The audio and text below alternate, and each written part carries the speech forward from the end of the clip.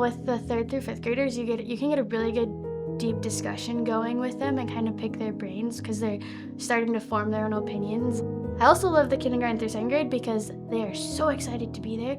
They absolutely love it, and they usually tell me I'm pretty, so that's really fun. I help with Thrive Youth on Wednesdays, and I'm plugged into the junior and senior girls, and when I started, they were freshmen and sophomores. And I also think it's a treat to see these girls on Wednesday, but then on Sundays know that they're downstairs leading my kids. So it's a really full circle moment for me.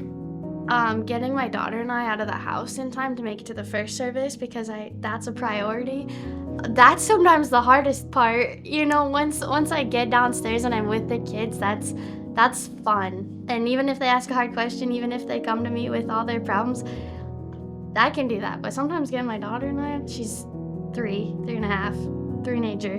My assumption going into Thrive Youth was that I had to be someone that I wasn't. Instead of being able to look at these girls in our youth group and being able to say, the real me is I grew up with an alcoholic mother. I grew up witnessing things I shouldn't at the hand of alcohol. What I've done personally or what I have gone through as a child that I had, everything was out of my control, is actually what some of these girls are facing. So it helps them not to feel alone. I think my fear was maybe the light that it would put me in, or that they would maybe view me differently. Anyone's testimony and things that you've gone through could be exactly what someone else needed to hear. I have a tendency to overcomplicate things, and I have a very fast-moving, anxious mind, and they just believe in God. Mm-hmm. And they just believe in God. Childlike faith. Yes, yes, and they've totally brought me back down to earth. I know I'm the best version of myself when I'm close with God, and that's being fully immersed in Him with praying and reading my Bible. The things that they go through that we talk about makes me want to make sure that what I'm saying and teaching them, I'm also living out in my day-to-day life.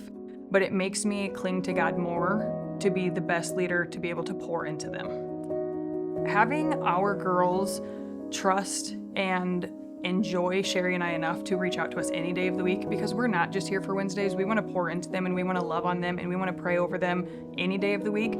They don't want our relationships to end just on Wednesdays. They seek us and need advice or a laugh or a coffee outside of Wednesdays, which has been a huge blessing. Getting a second sermon is sometimes what I need.